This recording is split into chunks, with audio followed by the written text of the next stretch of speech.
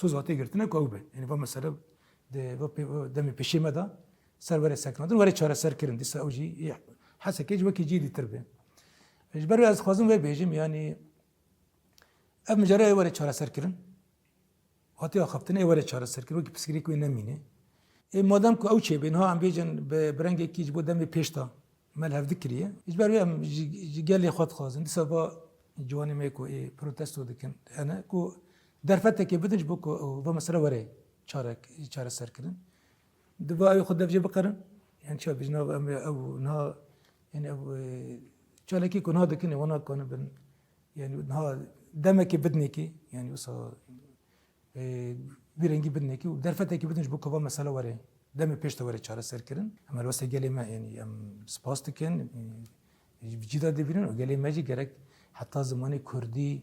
وكي زماني كفرمي انت قبول كرن زماني خاندنه حمداري واري كرن جرك حساسيت خوش بنا زماني كردي بشكل خوش بنا زماني كردي يعني بيوست دوام بكن او جي ريزيه